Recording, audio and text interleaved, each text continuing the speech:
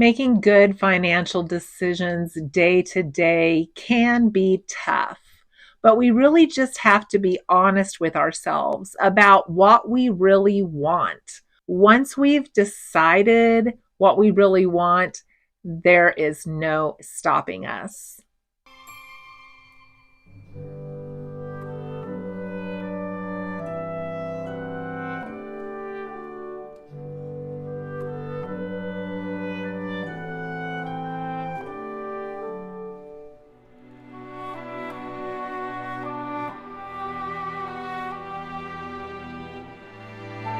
Hi, everyone. I'm Bonita. If you don't know me, I am from rural Kansas.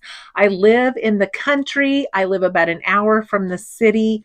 I was raised in this area and I live frugally because I wanted to retire early. That was my goal. I stopped working at the end of October. I'm about 6 months into retirement now. My finances look the same, which is amazing. I am so confident that I can ride it out until Social Security.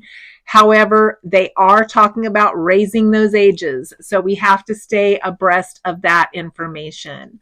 But doing so this last 6 months and seeing that I not only could keep my finances the same, but I also wintered in Texas while my husband stayed here in Kansas. And I lived in my RV in a 55 and over park, and yet my finances still look solid.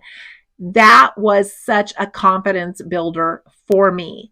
So I'm going to tell you how I just do things day to day.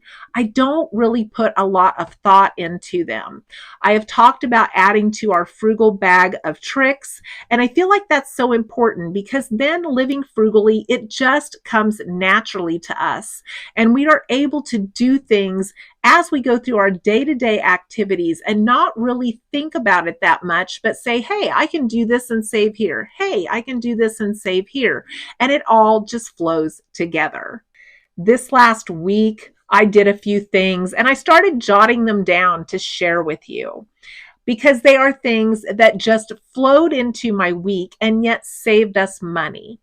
I had shared with you here a while back that I had bought these cans of gluten-free soup on special because my husband's gluten-free. They were very cheap. And then when we tried them, they were kind of tasteless, even though they said they were hearty. And so I took a can of Great Northern beans and I mixed the beans only into that can of soup to make it a really delicious soup. And I've been using them up that way. So I did that the other evening on a cool evening. I dipped out beans. I put them in that can of soup and heated it up. And when I got done, I still had all of the liquid that was on top of the Great Northern beans. And I didn't mix that in the soup. And I thought, what could I do with this? I don't want to just throw it out. I could save it and freeze it and mix it in a soup later on. But I was going to make a pot pie that week. And since my husband is gluten-free, I make a rice base. And I just take a cup of rice and cook that. I add a couple of eggs. I add some pepper and salt. I add some Parmesan cheese and I press it out in a pie dish. And I bake that for the crust. And then I put in the filling that I want. And when I got ready to make that, I thought I saved that liquid from the Great Northern beans. I'm just going to substitute. There was like a third of a can of that liquid. I'm just going to substitute that for my 2 eggs. I'll save my eggs and I'll use up the liquid so it doesn't go to waste. I don't like to waste anything. I feel really good when I figure out ways to do that. So I mixed that in and used it in the place of my eggs, which that type of liquid can be substituted for eggs. They say to just use 3 tablespoons of that liquid for an egg. And I didn't measure it. I just dumped that little third of a can in there and it made the crust perfect. In fact, you couldn't even taste there was any bean taste or anything to the crust. It came out just like I used eggs, and I saved using 2 eggs in that recipe. I also didn't have any salad mix, but I had some cherry tomatoes that I had bought on special. And I had a couple of pints in my vegetable bin. And I thought, man, I still don't have any salad. How can I incorporate these into whatever I'm making? Well, I had bought those hamburger patties on special, and rather than just have plain old hamburger patties, and my husband's gluten-free, so we weren't going to put it on a bun. We didn't have any gluten-free buns or any gluten-free bread right then. I thought, I'm going to make it kind of like they make the old-fashioned Swiss steak. I'm going to fry up the burgers. I'm going to fry up some fried potatoes on the side. We both love those. In another pot, I'm just going to have those little tiny cherry tomatoes. I'm going to add oregano, basil, red pepper, onion, all things I had on hand. And I just made a little bit of sauteed grape tomatoes in that pan with seasonings. It was so good. So when my husband came to fill his plate, he was like, what do we have? And I said, well, I made this. You can either put them on top of your hamburger patty, put them on top of your fried potatoes, eat them on the side, or put them over all of it. And they were so delicious, absolutely delicious. I was able to incorporate those into our meal, use them up, even though I was out of salad, because I was not going to let those delicious tomatoes go bad. Now, this week, since it's starting to get warmer in Kansas, I decided I'm going to take a couple of cool days. I'm going to cook up some of my dried beans. I'm going to get those ready so that I can use them in recipes, and I'm going to share that with you next. Today it's a cooler day in Kansas with rain. It rained throughout the night. So I'm going to think ahead, and I'm going to make a package of dried black beans, and then I'm going to portion that out, drain it, and freeze it.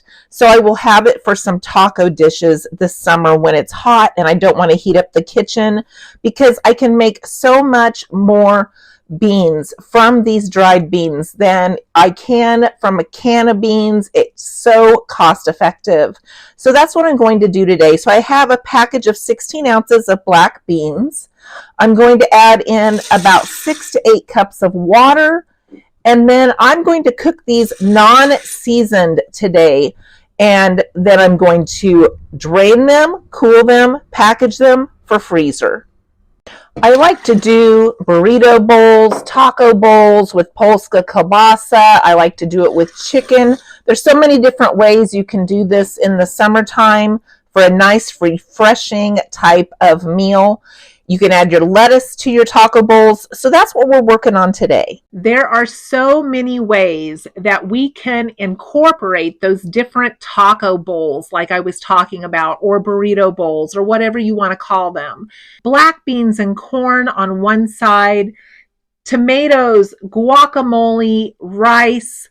I've done them with lettuce in there as well. I've done them with pork roast and added some taco seasoning to the meat. There's endless varieties to making a very affordable little bowl and using some of those dried beans in that side. I love mixing black beans and corn. So I always have like a black beans and corn, no matter what the other things are in that bowl. But that's another really yummy thing that you can make that's cost effective for the warmer weather. And then I have to show you all the help that I have. Look at this.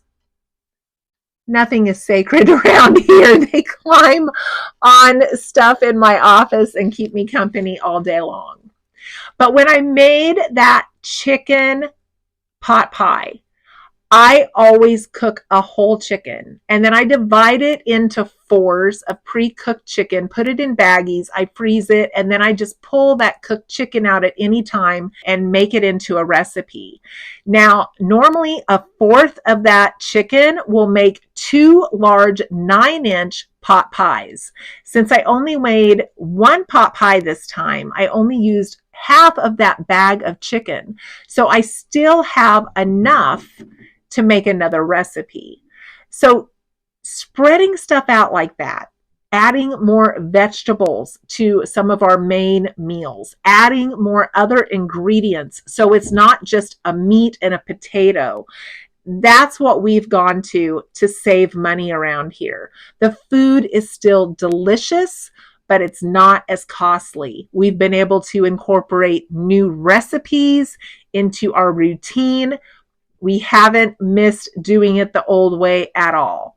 As inflation continues to rise, we have to make adjustments with it. We have to change things that we're eating, that we're doing, that we're cooking. And it's not necessarily a bad thing. I've heard from so many families how they're no longer buying chips and cereal and pre-made boxed items. So inflation is actually helping us eat healthier if we are cooking at home and buying more ingredients to cook with rather than more convenience items. That's a positive thing that we can think about. Yes, it may be a little bit more work, but once we get used to it, it's really easy to throw those pot pies and those other dishes together. And we kind of forget that we ever did it the old way. So I hope that this video has been helpful to you today. I hope that you have maybe gained something that you can use in your kitchen that will save you money. I'm so thankful for all of you being here today. If you would like to help out the channel, different ways that you can is letting the ads roll, because we do get paid if the ads roll. Looking at the items I have in my description box that are ways that I save money, including 2 Depression era cookbooks that I have written from my family's favorite recipes in our kitchen.